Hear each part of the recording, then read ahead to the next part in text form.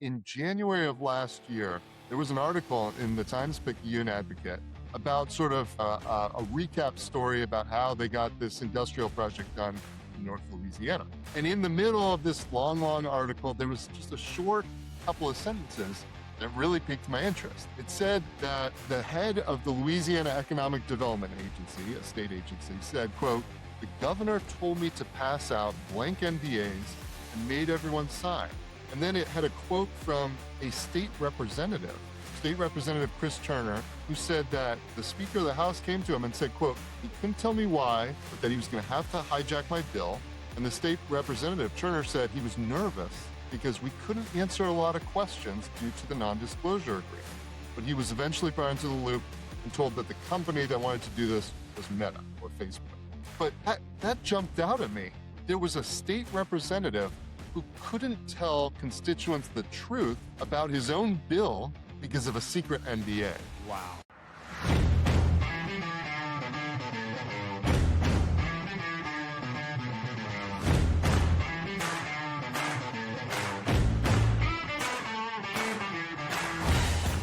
Thank you, ladies and gentlemen, for joining us once again on the State of Freedom. The State of Freedom is a listener-supported podcast. We're committed to pursuing the truth about policymaking, decisions, and situations in Louisiana and at the national level that stand to impact our freedoms. Please become a monthly supporter of the State of Freedom at freedomstate.us as we continue to expand the voice of liberty across Louisiana and beyond. Blanco Brothers has been in business in Louisiana for about 30 years now.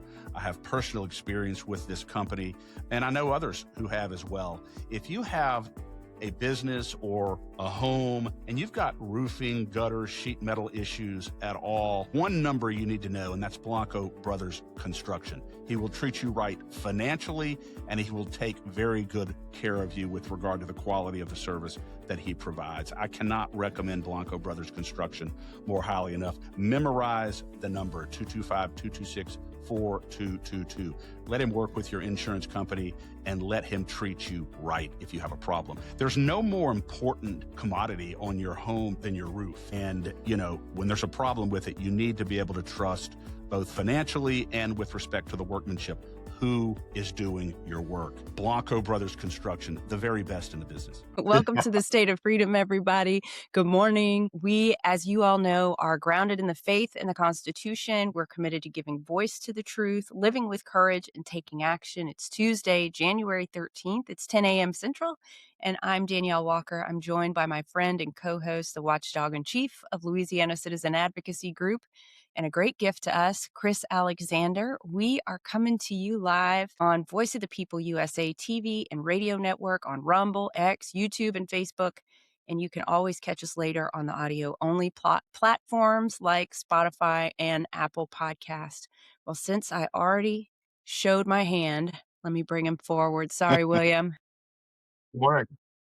It's Monday in podcast world over here. Right. Well, joining us today is our good friend, William Most. He is a constitutional tiger who relentlessly defends the citizens of Louisiana against the bad actions and overreach of the state. The last time we had him on, we discussed a client of his, Dr. Faratesh Amami, a chemistry professor at Southeastern Louisiana University who was researching pollutants in Lake Maurepas, and when she reported her findings publicly on the alarmingly toxic levels of pollution in the lake, she was quickly pulled from the research project by the university. And the findings of her research did not bode well for the potential carbon capture and sequestration projects being considered in the area. It doesn't stop there, folks. As the story had been dug into, we discovered that highly unusual non-disclosure agreements were being signed by municipalities, CCS companies, and others at the apparent instigation of Louisiana's Economic Development Agency. So we will be getting into all of that shortly. William, welcome to the show. Absolutely. Thanks for having me back on, Danielle and Chris. Yeah, absolutely. Well, let me get into the scripture of the day so we can kind of set a tone before we all get mad. It's Hebrews chapter 4, verses 12 through 13. And it says, "For we have the living word of God, which is full of energy, like a two-mouthed sword. It will even penetrate to the very core of our being, where soul and spirit, bone and marrow meet. It interprets and reveals the true thoughts and secret motives of our heart. There is not one person who can hide their thoughts from God, for nothing that we do remains a secret, and nothing created is concealed. But everything is exposed and defenseless before his eyes, to whom we must render an account. And related to that, 1 Corinthians 2:11 tells us that we can really see into a person's heart. It says that who can really see into a person's heart and know his hidden impulses except for that person's own spirit? And this passage in Hebrews 4 tells us that the Lord's Spirit does interpret and expose the true thoughts and secret motives of our heart.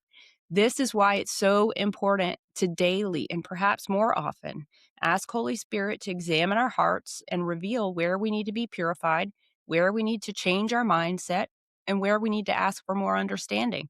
Because if we allow wrong thinking or wrong motives to start directing us, we will be like a ship that gets 1 degree off course and then misses the entire continent we're supposed to land on.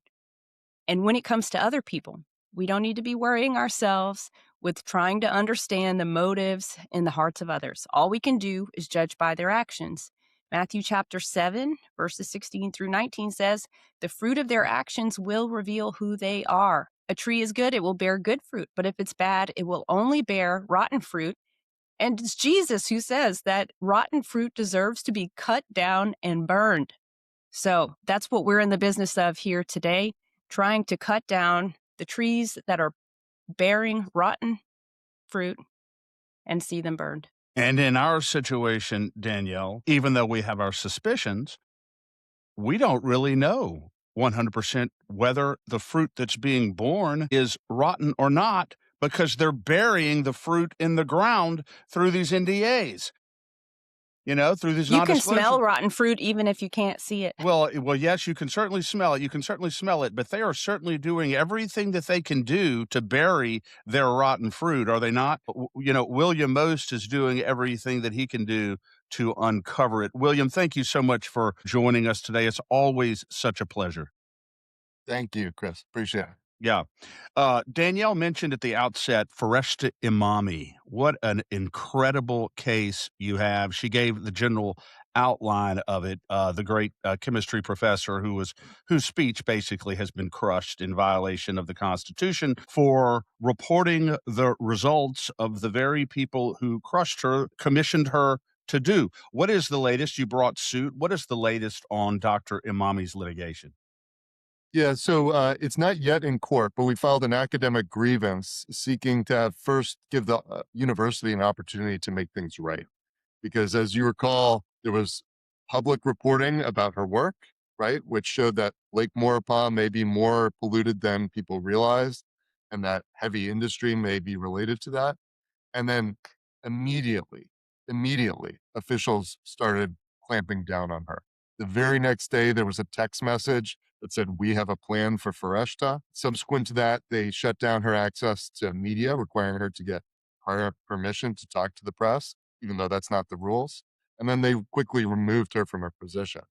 And the latest is that we're waiting for an academic grievance hearing date, but we've continued to get more documents because this is going to be a theme for today. The default rule for government should be transparency. And we have been able to get some records related to her through Louisiana's public records law. And the more documents we get, the clearer and clearer the story of retaliation becomes. We just got some documents on last Thursday that are explicit. Within days of publicity around her research, there's an email that says, "We are planning to remove Foresta Imami." Wow. So it's getting clearer and clearer. Yeah. William, Black and white. in what world, in what society of lunacy does a researcher get reprimanded for doing exactly what she was asked to do accurately and reliably, and then publicizing the results of the study that they commissioned her to do? In what society does that exist? Because I wouldn't think that that would exist in a constitutional republic. Yeah, not a free society. I mean, one of the things that has made America as successful as it is our focus, our unrelenting focus on truth and science and development. And when you start having the government interfere with the work of scientists, you're going down a very dark path of repression, lack of truth, and an inability to succeed as a nation. So I think it's an important thing to stand up to. And You know, I'm you've delved sorry. in the course of this litigation, you've delved and discovered more broadly these non-disclosure agreements whereby private corporations are entering into these agreements with local government municipalities on industrial projects, including carbon capture and sequestration. And the local public officials are sworn to secrecy. They're not allowed to disclose the terms and the specific details of these agreements. How big of a problem is this, William? And what kind of a threat does this pose to the democratic process? Yeah. So I think it's helpful to answer that to go back to how I found out about these Yeah, NDA or exactly. non-disclosure agreements, which is I didn't know anything about them. And then in January of last year, there was an article in the Times-Picayune Advocate about sort of a recap story about how they got this industrial project done in North Louisiana. And in the middle of this long, long article, there was just a short couple of sentences that really piqued my interest. It said that the head of the Louisiana Economic Development Agency, a state agency, said, quote, "The governor told me to pass out blank NDAs and made everyone sign."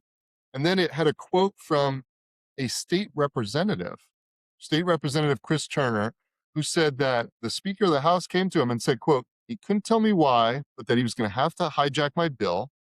And the state representative, Turner, said he was nervous because we couldn't answer a lot of questions due to the non-disclosure agreement. But he was eventually brought into the loop and told that the company that wanted to do this was Meta or Facebook. But that jumped out at me. There was a state representative who couldn't tell constituents the truth about his own bill because of a secret NDA. And I wanted to know more. Wow. I don't even know where to start on that, William. So our legislators are passing bills that they don't understand but are told to bring, and they don't know what it's going to be used for, and they can't talk about it. What kind of government is that? I mean, that is wild. I did a bunch of digging.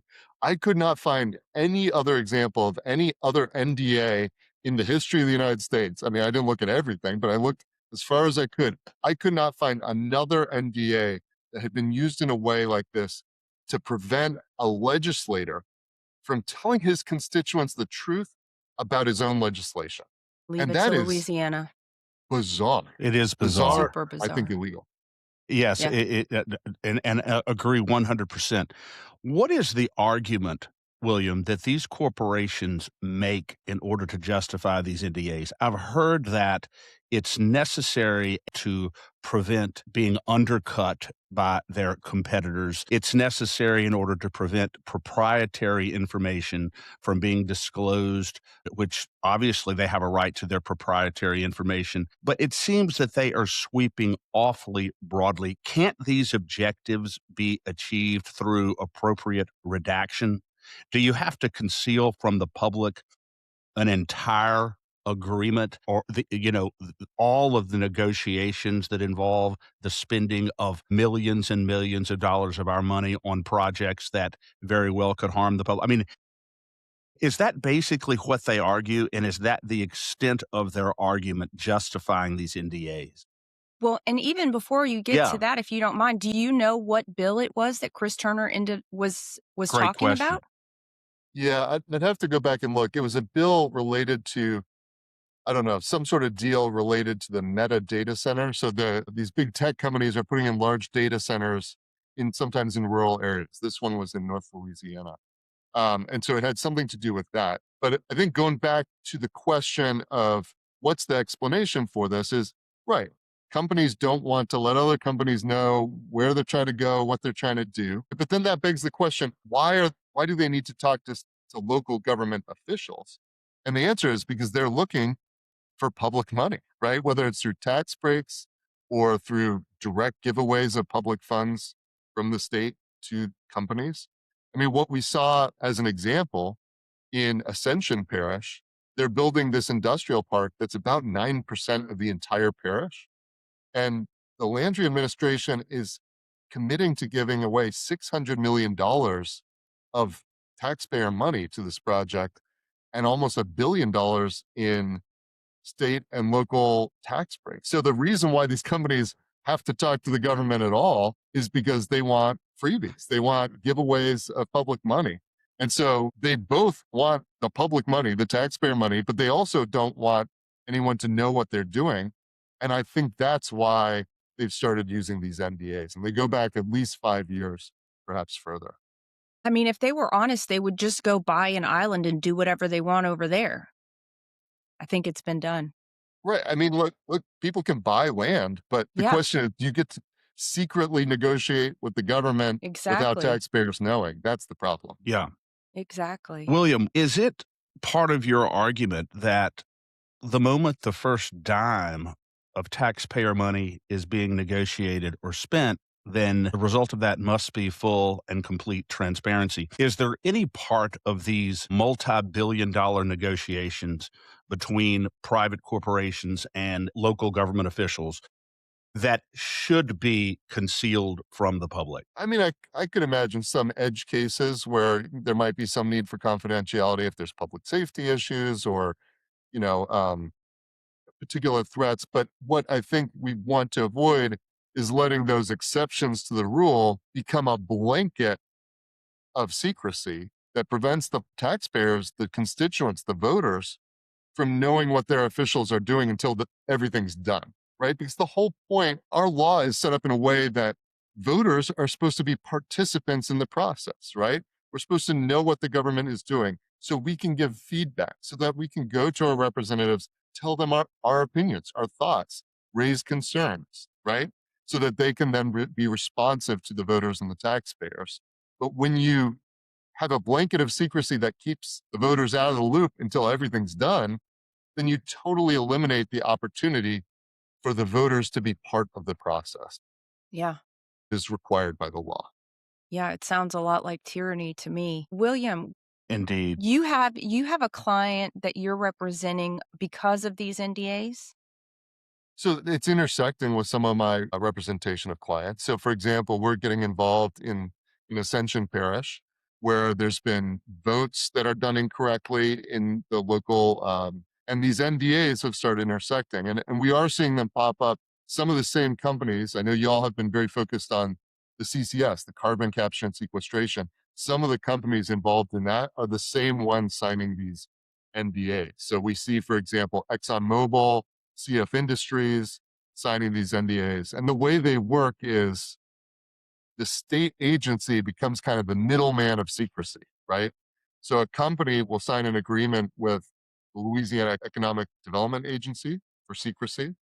And then on the other side, LED will sign secrecy agreements with local officials, including all the way down to like school board members are signing some of these NDAs. So it's the state government is right at the center of all this secrecy. Yeah. William, why are they trying to conceal these things from the public? You're talking about things that directly impact our society fiscally, impact our property rights as it relates to carbon capture and sequestration, impacts our health because of the potential of leaching of the CO2 into the water aquifers. Why are they trying to conceal something that they know is sinister from the public? Is that their motive for this? I mean, this looks like a clear and present danger to the public that they are trying to conceal from the public. Is that your appreciation of it? I mean, it's hard to say. I mean, Danielle opened this with secret motives, right? And secret motives are hard to uncover. I mean, most charitably, the most charitable interpretation is that they want to have secret conversations with local government officials so that they can see what kind of, deals are possible before the company pulls the trigger on coming to Louisiana. The least charitable interpretation is more like what you're describing, that they know that these things are potentially dangerous and harmful to the public. And so they want to keep it secret before the public can mount any sort of response or opposition until after the deal is done. So it's hard to know exactly what the motives are, but it sure doesn't look good when you're trying to hide things from the public. No, it doesn't look good. And What kind of remedies are your clients seeking, maybe in Ascension and others, if you can get into that? Yeah. So, for example, in Ascension, we filed an open meetings lawsuit. So, one of the transparency obligations in Louisiana is that parish meetings have to be open. Votes have to be held in public. Votes have to be held by voice. Like there can't be secret voting. And what we found is that in a lot of places, including Ascension Parish, things are getting approved by the parish council without the parish council actually voting and say aye or nay. They Wow. just do it with their silence, which is completely contrary to the law.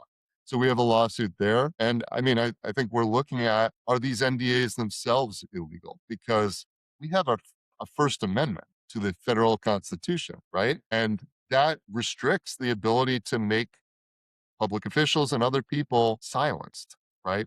Because an NDA is essentially a threat that if you speak about something, you could be sued, Yeah. right? And that kind of threat is inconsistent with the First Amendment in many cases. Yeah.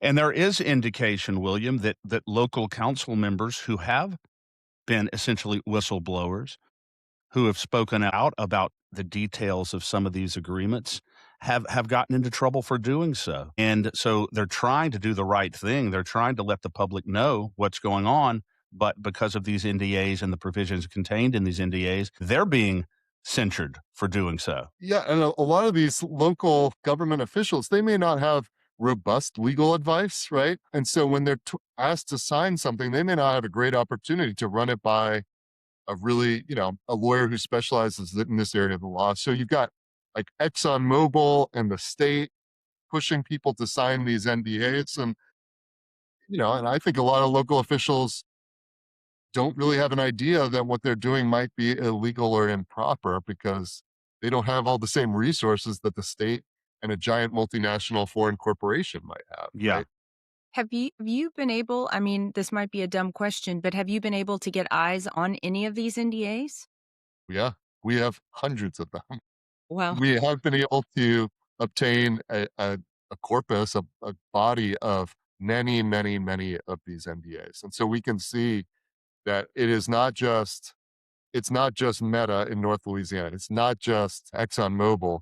It's hundreds of NDAs. Probably some projects that never came to fruition and some projects that did, and everything was kept secret. So it's a widespread problem. and based on what you see in those NDAs, is there language that would say that if this agreement is breached by the signer, that the state is going to go after the municipality for speaking to their own constituents? That's a good question. I mean,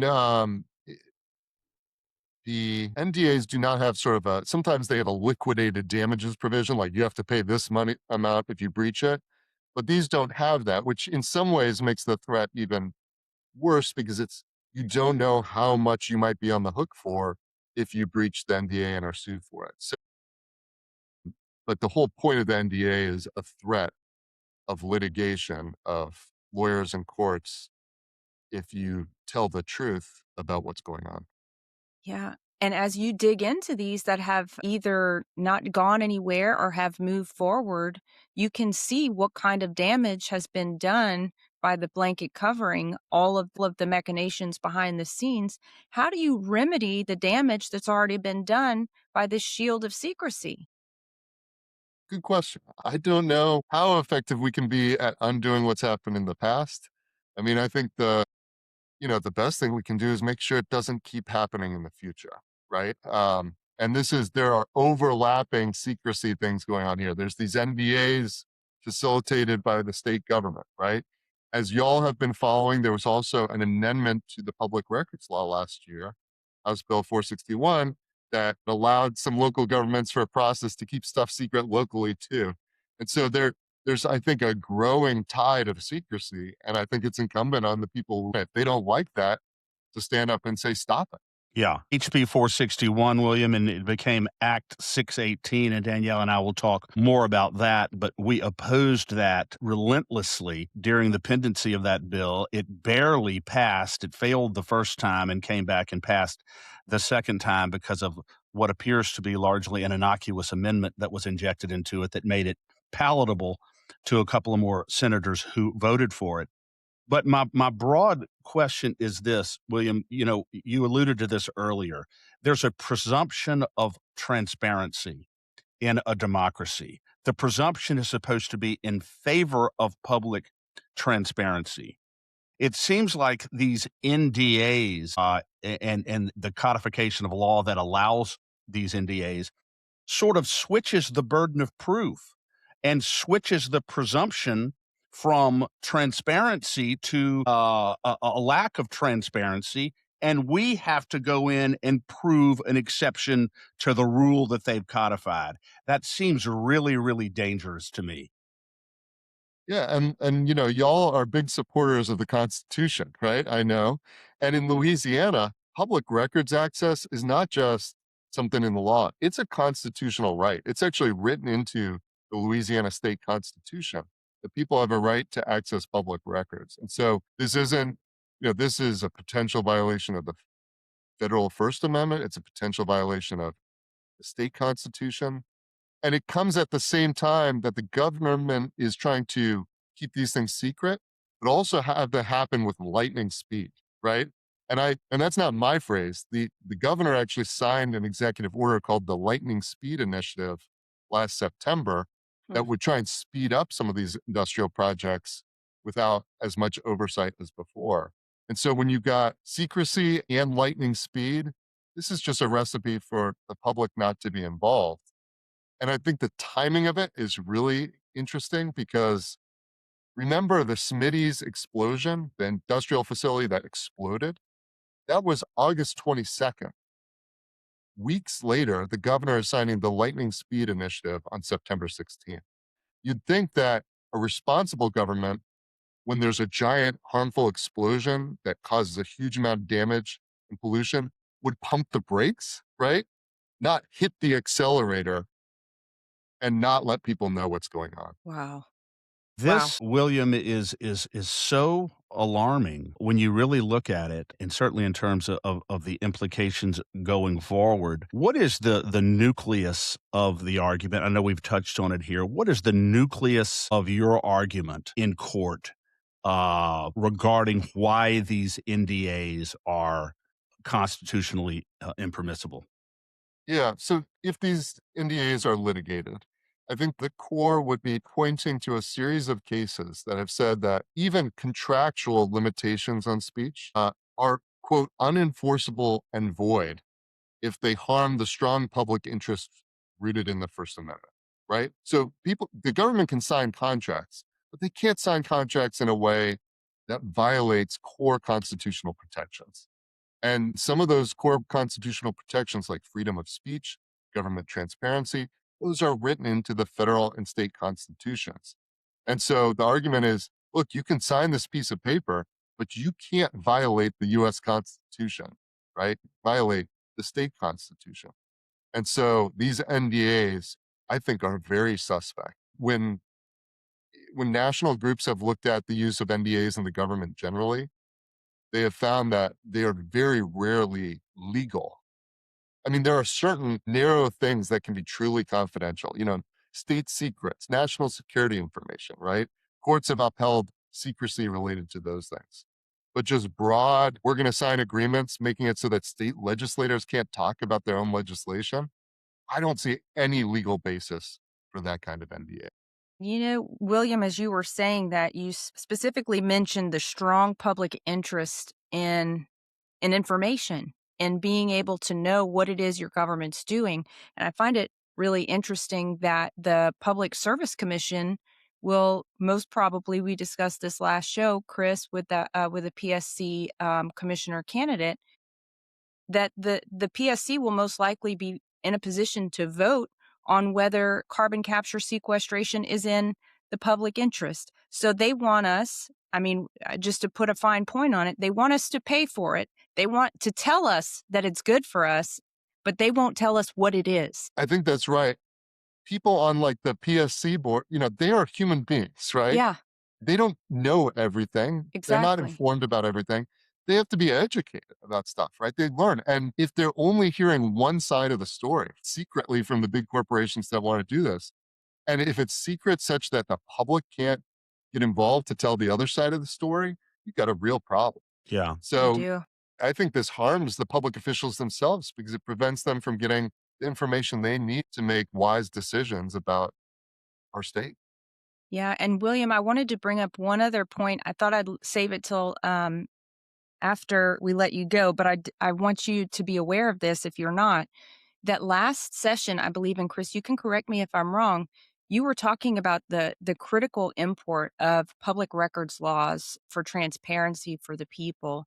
Well, at the behest of the governor, Senator Heather Cloud brought a bill last session or perhaps the session before, Chris, you can weigh in on this, that would have made it more difficult for people to bring public records requests. Is that right? Very, very much so, because the deliberative process, which is always an exception generally to the public records law, was so broadly defined in her legislation that it covered so many things that constitutionally the public should have a right to know. It wasn't a good bill, and I don't know if you're familiar with it, William, but it really would have, I think, really put put seriously damaged, public access to what really are public records. You're right, because of the way the deliberative process was defined in that bill. But William, I have to ask you a question. This is sort of off the topic a little bit. But with regard to the seeking of public records, there's an argument to be made that if it's a public record, then the public has an absolute right to see it and to know it. Yet they make it so onerous now, some of these agencies, to secure public records. Like, we've made public records in the past for voluminous documents that we've specifically said can be provided in electronic format. And if you have a system set up and you have computer folks who know what they're doing, that's not a big, tall order for these public agencies to get these things together, put it in electronic format, and email it. Yet they are charging thousands and thousands and thousands of dollars to people to get access to these records. That seems to me to be just a terrible impediment to people being able to get access to public records. So, Chris, be careful because this is one of my pet peeves that you're activating here. Yeah. This drives me absolutely crazy because we do public records requests all the time. And this statute, the law is extremely clear. The only thing they can charge you for is the cost of copying. They can't charge you for searching. They can't charge you for other stuff. They can charge you for the cost of copying. And how much does it cost to copy a PDF, right, into an email? It doesn't cost you anything, right? And yet you do get these bills that say thousands of dollars. It's We had a unbelievable. bill, it's unbelievable. We got a bill for more than $50,000 to get public records that were in electronic form. And we successfully argued them down to the cost of a flash drive. I think it was like $12. Because there's a case that says, look, if someone just wants the electronic records, this is a City of Pineville case, and you can just give it to them on a flash drive, that's the cost, right? Not imagining some thousands and thousands of dollars. So, I mean, I think there's widespread failure to comply with the public records law. And so we should be, as a state, strengthening that public records law, creating stronger remedies for disobedience to it, not weakening it. Yeah, That's my personal opinion. I agree. I'd like to get the case, William, maybe when we're offline, the case Yeah.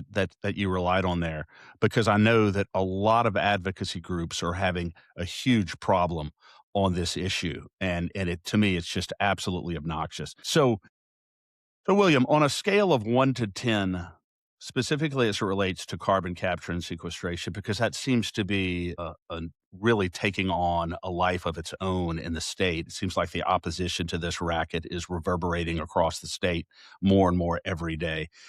How big a problem are these NDAs specifically with respect to carbon and capture sequestration, based on what you've seen? It's hard to say. I have not tried to tie it directly to the CCS stuff. So it's hard for me to say specific to that. I can say, looking at the NDA problem as a whole in Louisiana, to my mind, this is as close to a 9 or a 10 out of 10 as you can get. And particularly because of the idea of the way it inhibits state officials, including legislators, from feeling like they can tell the truth to their constituents, right? That is a fundamental breakdown of democracy. So, I don't think I can narrow it down to CCS, but this is a pretty big problem. And I don't think people have woken up to how toxic this is for a functioning democracy. Yeah. If you were authoring, I know you're not a legislator, William, but if you were attempting to legislatively correct what is in place now in the law in the form, HB 461 or any other legislation that allows this or has codified this menace, and I think it is a menace. What would it look like? What would you I mean, you could pass a law specifying that certain contracts are void as against public policy, right? We do that in other scenarios. For example, the state law provides sharp restrictions on non compete agreements, right? They say you can enter into all the non competes you want, but they're void and unenforceable unless they meet these specific criteria, right? Because we have a public policy that you shouldn't be restricted from plying your trade, right? And so I think similarly, you could do something with NDAs, say these are going to be unenforceable unless they meet some very narrow criteria about, I don't know, some imminent threat to public harm or something, right? And similarly, you could also amend the public records law to make it clear that the constitutional right to public records trumps and overpowers some businesses' desire to keep things secret when they're talking to the government, Yeah, right? yeah.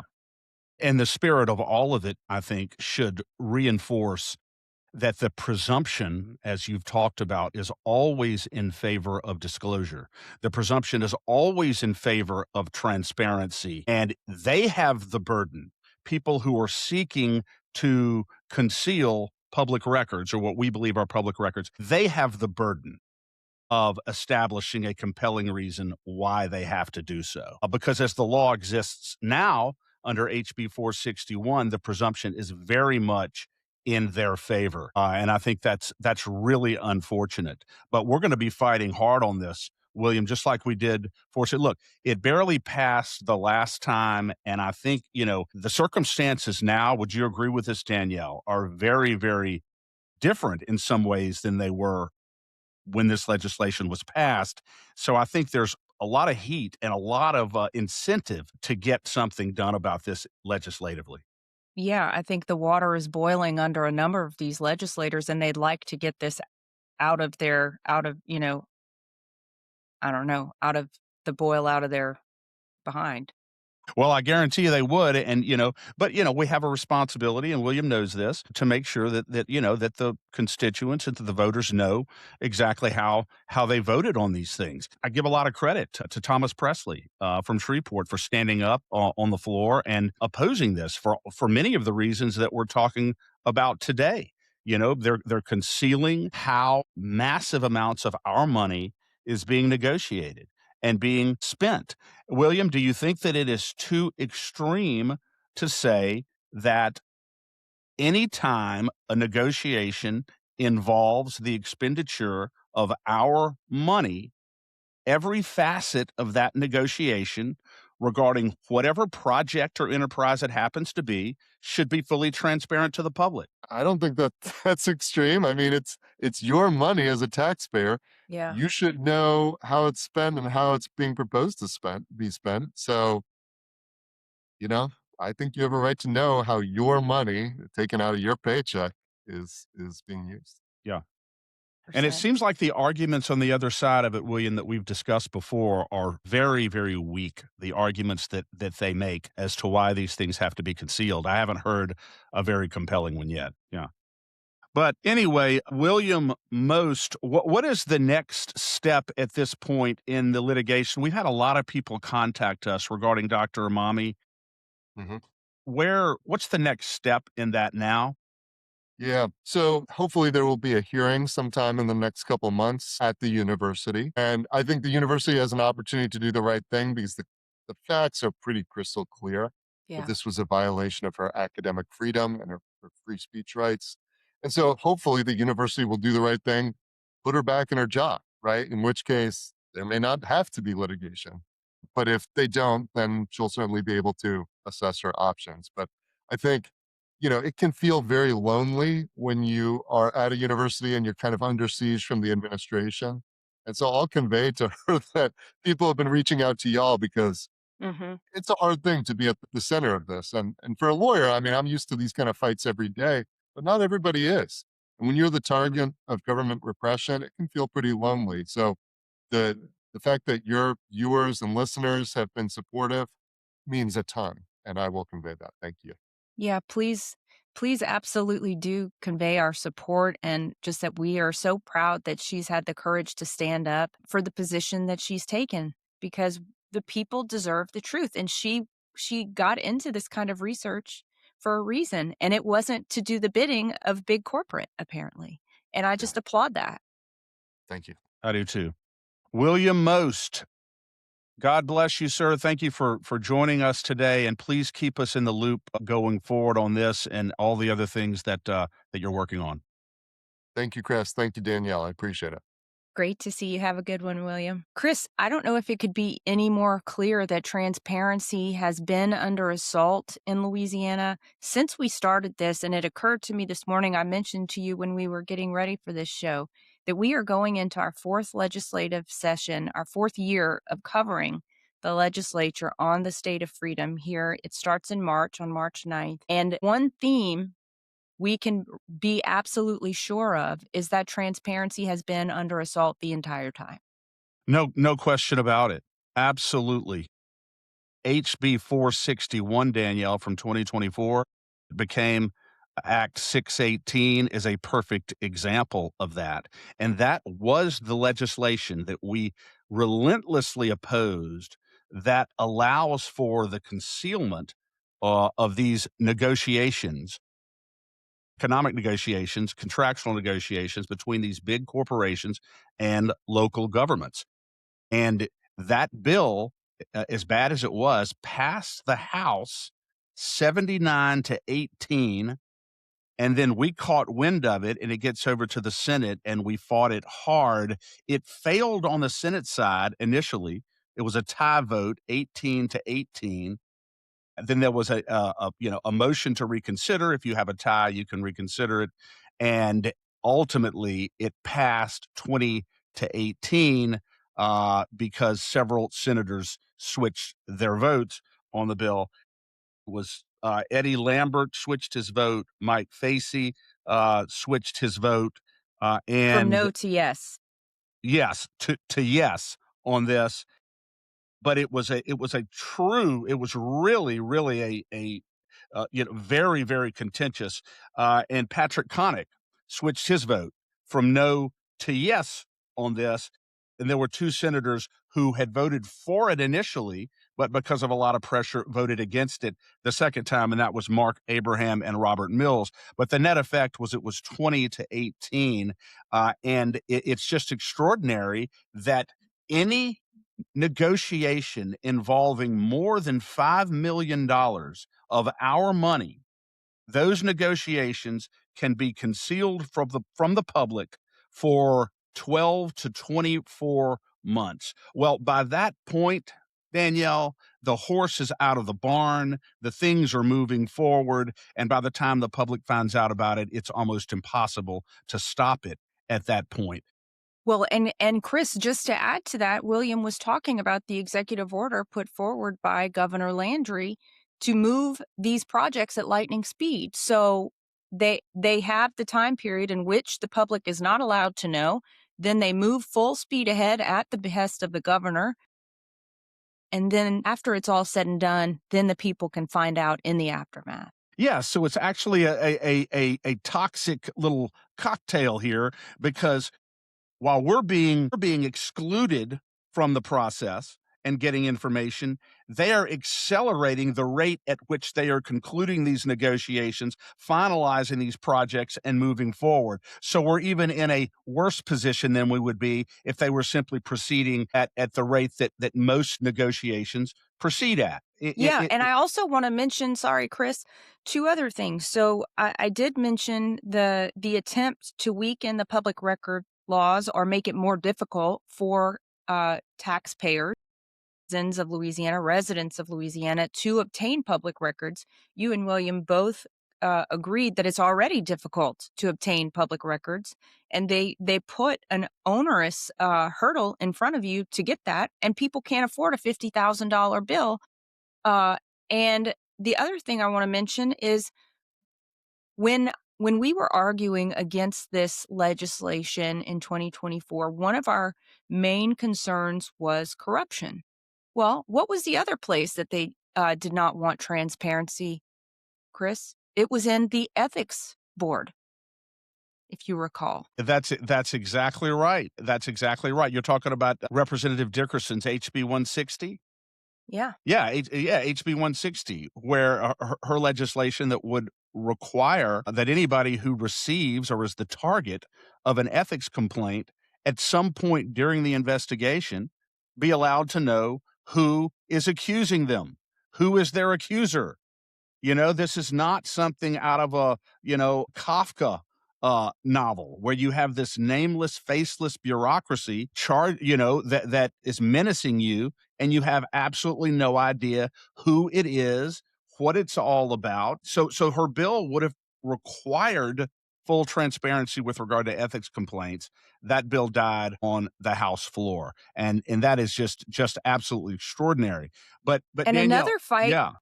I'm sorry. And another fight we've also had with respect to transparency is getting video recordings of public meetings. Now, that did pass ultimately, but I recall it was not a walk in the park like we would have assumed. And I believe it was Mike Johnson who brought that legislation. Yes, exactly right. And to Representative Johnson's credit, that would require the live streaming, the live broadcasting of all municipal meetings. And so, yeah, that you're exactly right. But it just seems as though a government that is charged with securing our basic rights to know who is governing us, how they are governing us, they are the very ones who are trying to make it so difficult for us to do just that, to know what's going on in our government. And it's very unfortunate. And Danielle, at the top of our agenda, I can tell you this session will be to repeal this HB 461, especially right. in light of what it has wrought. And I guarantee you that the people who were pushing this, the Jean-Paul Coussants, who were pressuring and pushing people to pass this bill, who's now sitting on the Public Service Commission, I guarantee you carbon capture and sequestration was foremost in his mind and in the minds of many others when they passed this legislation. Well, the heat is on now, and the public Well, is aware of what's going on. well, I'll just say whether it was on his mind or it wasn't is of no consequence to me. The bill passed, and they're concealing from the public information that we have every right to know, and they have set it up so that the people are unable to know. It's difficult to find out, and by the time you find out, your land has already been taken and your water's already been polluted beyond repair. Yes, Danielle, they are concealing. The government is complicit with private corporations to conceal what is a clear and present danger to Louisiana citizens, a clear and present danger with regard to eminent domain, the seizure of private property for this, with regard to this expenditure of massive amounts of our money, and with regard to our health and basic public safety because of the damage that this can cause to our water aquifers and other things. It's a clear and present danger, and our government is acting systematically to conceal these dangers because they're concealing these agreements that are ushering these things into our parish. I think it's absolutely reprehensible, and HB 461 is what principally allowed it to happen. And as I said a little while ago, Danielle, it failed the first time on the Senate side, 18-18, because of a lot of pressure from us. Patrick McMath filed a motion to reconsider it because of really what was an innocuous amendment that was included, but theoretically made it more palatable to the Senate. So there was a revote. Several senators switched their votes from no to yes, and it passed 20-18, barely, and then, of course, was signed by the governor. But it was never very popular legislation. And I think that it is ripe for repeal and very well should be. Yeah. because the citizens of Louisiana have every right to be very, very alarmed by this. Well, to me, Chris, this is an echo of COVID, right? Because the government has done everything in its power to promote something that the people don't want. It's made it absolutely very difficult for the people to refuse the thing that the government is shoving down our throats and causing us to pay for. So it to me, it is an absolute echo of COVID. What I do want to bring out and ask you from your lawyer's hat is LED, Louisiana Economic Development Agency. Have you ever seen an NDA set up that puts a government agency, sets a government agency up as basically a priest? So I was trying to think about what is an analogy for the way that these NDAs are set up. It's not an attorney-client privilege, right? Because no attorney gets attorney-client privilege on both sides of the case. You only get it on one side of the case. But a priest can talk to both parties, keeps his mouth shut, and everybody keeps their mouth shut and moves on. So LED thinks that they are the priest, the high priest of economic development in Louisiana. Is that what we're looking at? I believe I believe that's a fair characterization. That's exactly right. And they are the gatekeepers to determine. However, in this case, Danielle, the priest is like a puppet, and the entity that is holding the strings are the private companies that are initiating these NDAs. These NDAs are being initiated at the request of these private companies who are trying to conceal what it is that they are doing. They're the ones who are insisting upon these NDAs. The legislators and our state government is acquiescing to these NDAs either because they are philosophically supportive of carbon capture and sequestration, or simply because the pressure and the weight that's put on them by these multi-billion-dollar corporations is just too much for them to resist. And I will guarantee you that between the time that HB 461 initially failed in the Senate and then ultimately barely passed, I will guarantee you that there was enormous pressure brought to bear by private companies, these CCS companies, on these senators. They knew that we only need one vote. We need one vote, and they got what they needed.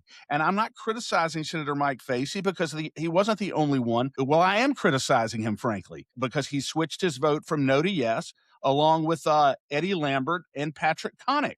They both went from no to yes. Do you think for one second that these big industrial corporations were not exerting major pressure on those guys to No, make they absolutely the were, right Chris. vote on there? And don't you have think no they were doubt. exerting major pressure on Governor Landry to exert pressure on these senators to pass this? I guarantee you they were doing that.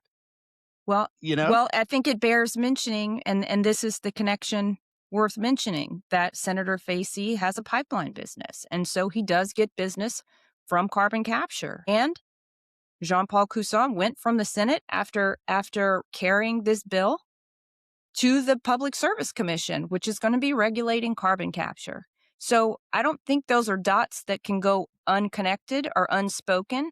We can't say, like we said at the outset, we're not trying to sit up here and judge motives, but we see the fruit. We see the fruit. I mean, Jean-Paul Cusson, it figures very significantly in all of these things with respect to carbon capture and sequestration, the non-disclosure agreements, the fact that he's now on the Public Service Commission. I mean, keep in mind, it was Jean-Paul Cusson who was instrumental in killing very, very important legislation back in 2023 in the House Natural Resources Committee that he was chair of on CCS. So, I mean, he is deeply in the bag with the carbon capture and sequestration industry. There's no question about that, as are some of these other legislators. But, the citizens are waking up, Danielle. People are waking up at this point. And I believe that this session upcoming on issues like these non-disclosure agreements, on issues like carbon capture and sequestration, are going to loom heavily over that legislature. And the number one concern that they all have, I guarantee you, as a result of this show of the State of Freedom, all of them have gone and researched the 14 Republican legislators in South Dakota who were driven out of office after they failed to stand up for the people on this issue of carbon capture and sequestration. And they don't want that to be their fate. Representative Mike Johnson, whether he's sincere about it or not, I don't know. I would like to believe that he is sincere. I saw a video that he did yesterday in which he is bringing legislation to fully repeal eminent domain for any reason with regard to carbon capture and sequestration. I haven't read his bill yet, but I will read it, and we will see where that goes. And we will see if the complexion of our legislature has changed over the last year, because a lot has changed with regard to the public's knowledge and perception of this carbon capture and sequestration menace. So we will see how serious they are about addressing these concerns. Yeah, I think you say their complexion has gotten changed. We'll see if it changed. I think it's gotten pinker from the heat, personally, but we will see. And I've learned my lesson, Chris. I say this now that I've learned my lesson. We'll see if it's true.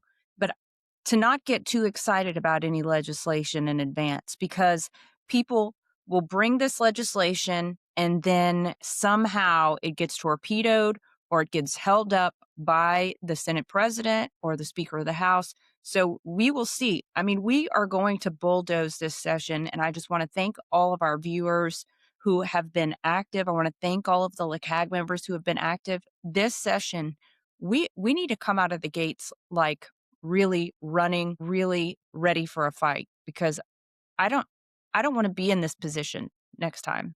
I don't want to be in this position next time either, Danielle. And if our listeners and our LCAG supporters and all the listeners to the State of Freedom, if they do what we ask, and it doesn't take a whole lot of time, it really doesn't. It's not a huge investment of your time to make a big impact and a big difference. During the session especially, make sure you're listening to the State of Freedom, because we will be bringing you information in real time, and we will ask you to do certain calls to action that don't take long, certain little actions that you can take.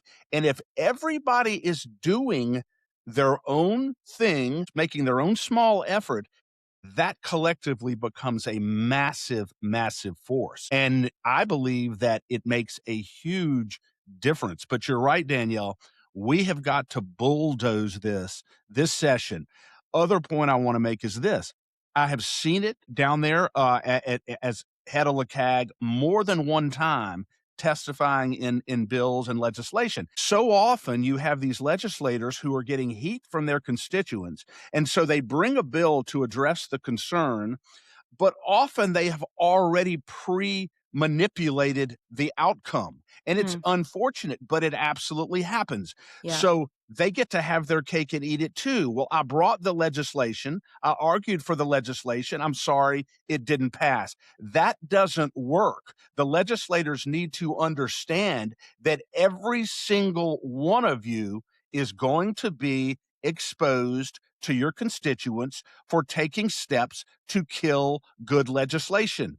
So don't think that we're not on to that manipulation, that we're not on to that game that is played down there, where they bring a bill, it fails. Oh, I brought the bill, I did my best, so leave me alone. That's not going to fly anymore. Not with LCAG, not with the State of Freedom.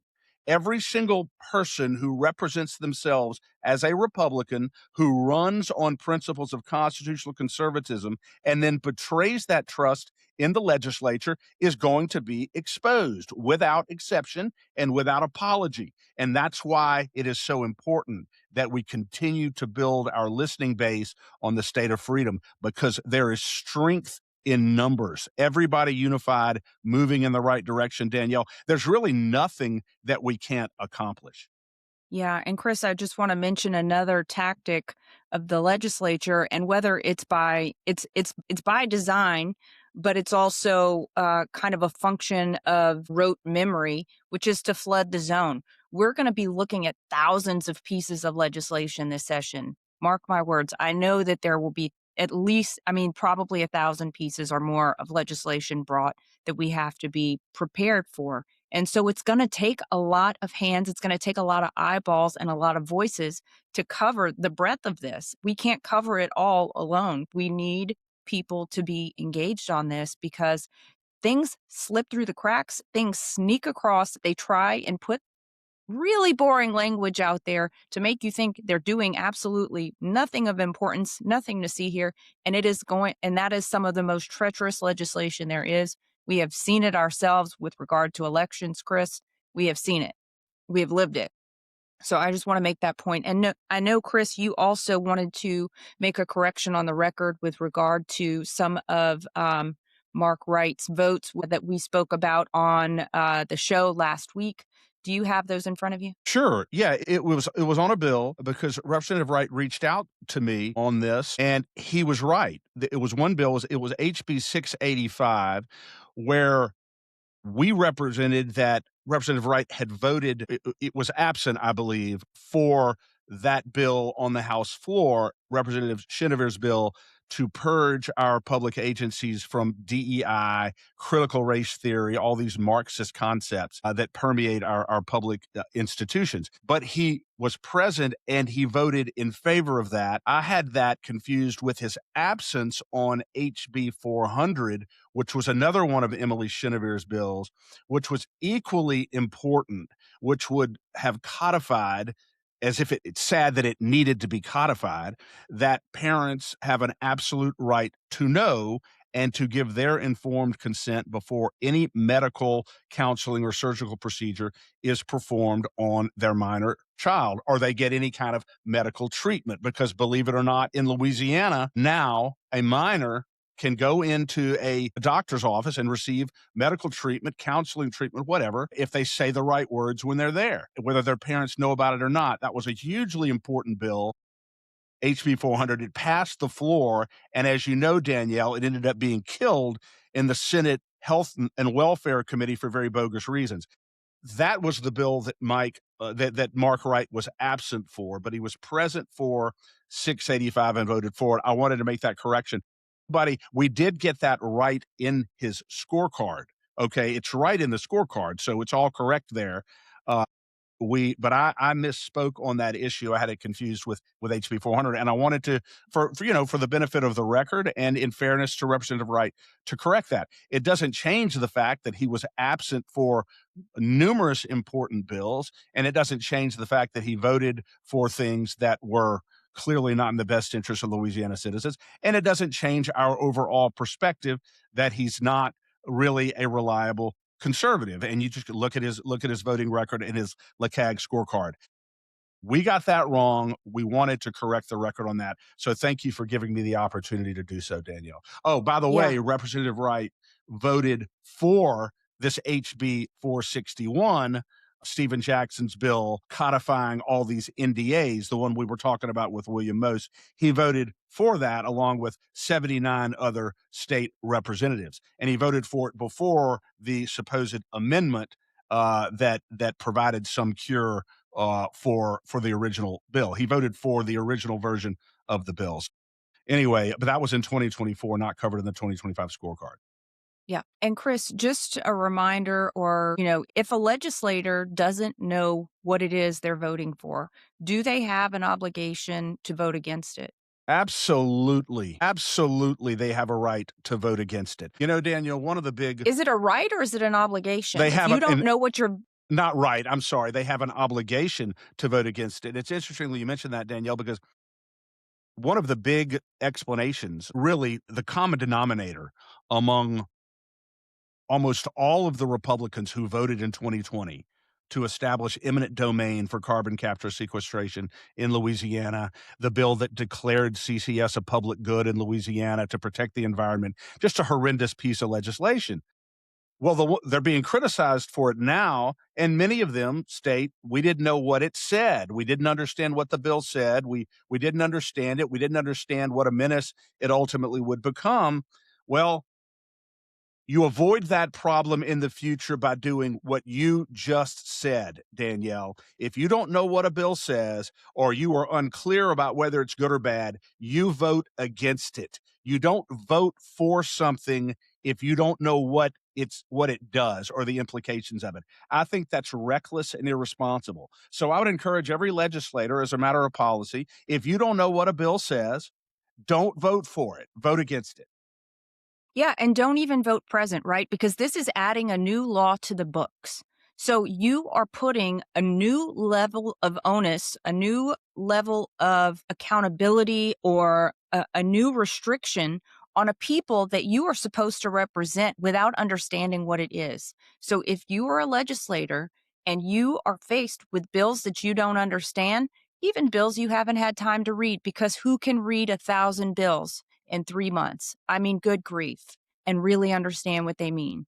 I Yes. know they have staff, but they have very limited staff. So my encouragement is you start with a position of no and you get convinced to vote for it. That's how it works. You don't start from a position of neutral. Start from a position of no. Exactly. That should always be the default position, Danielle, and I could not agree with you anymore, because there have been a number of bad things that have passed that legislators have supported, and then they look back and say, I had no idea that was the implication of that legislation. I didn't know that." Jay Galley, admitted as much, very frankly, and I respected him for it when not too long ago at a ceremony over in Mandeville, and he said, "Look, I didn't even know what that bill did. I didn't know. I voted for it because I looked up on the screen and I saw that a Republican that I respected was voting for it, and so I voted for it." But he really didn't understand what the bill was doing, and that's pretty rare for Jay Galley, who's typically a reliable conservative and a good representative. So, yeah, you are so right about this, Danielle.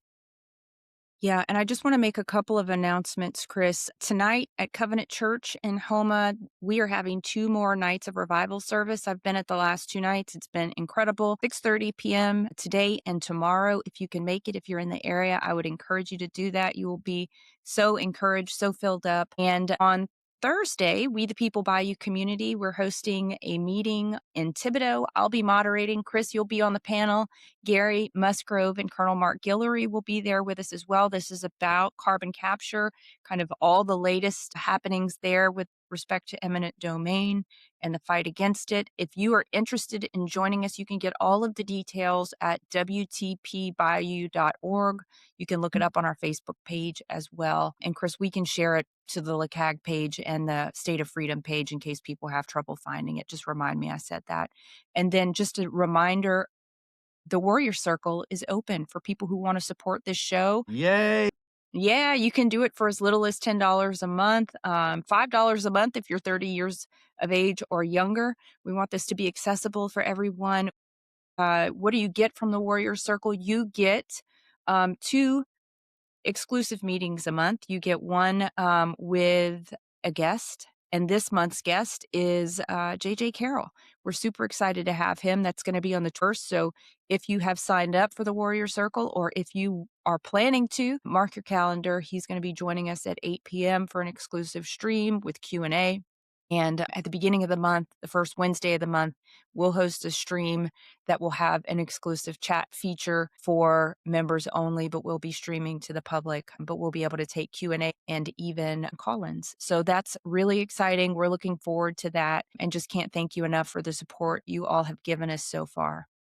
And I know that many of our listeners think about it every day. I need to subscribe to the State of Freedom. I need to become a monthly donor to the State of Freedom. I need to support the State of Freedom. And they keep putting it off, putting it off. So don't put it off anymore. You know who we are. You know we are faithful to you. You know we are your voice. But we cannot continue to become the powerful voice that we are becoming without your support and without your effort. You don't need a whole lot of State of Freedoms out there. You only need one if you support it and you promote us and you subscribe and you share and you donate it. We are really competing against the voice of the enemy.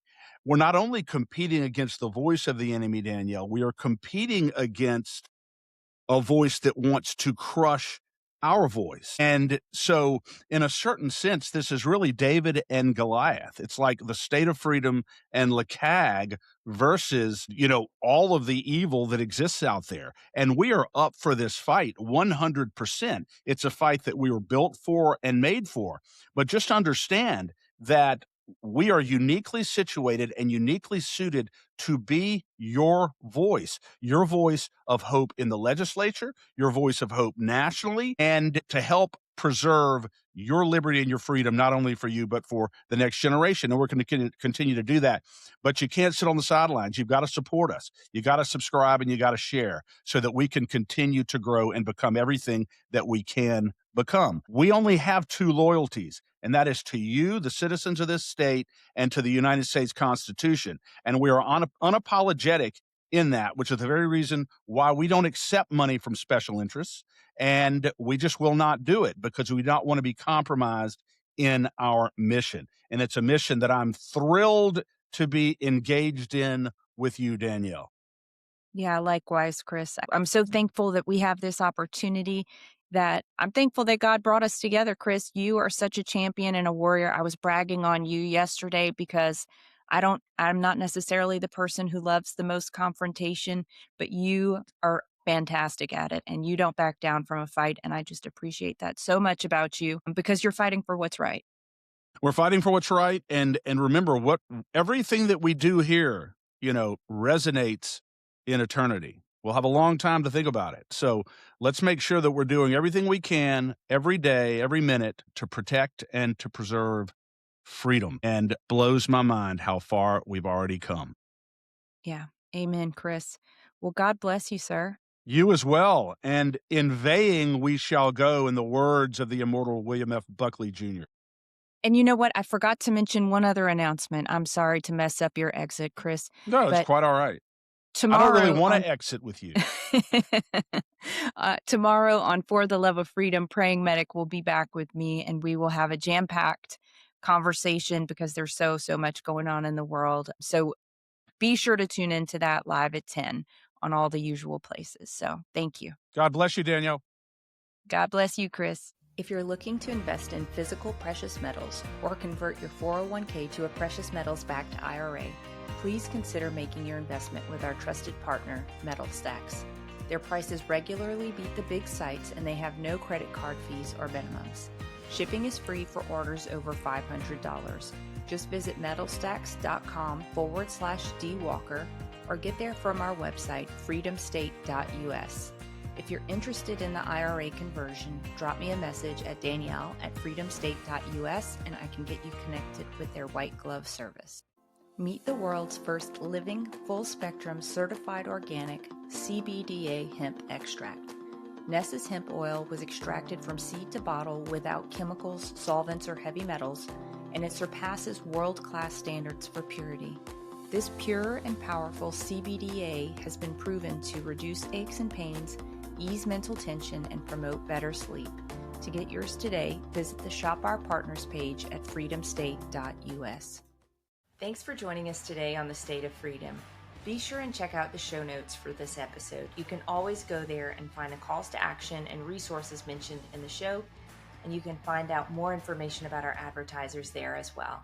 If you want to learn more about us or support our work, visit freedomstate.us. To get involved with Louisiana Citizen Advocacy Group, visit lecag.org. We'll see you next time. God bless.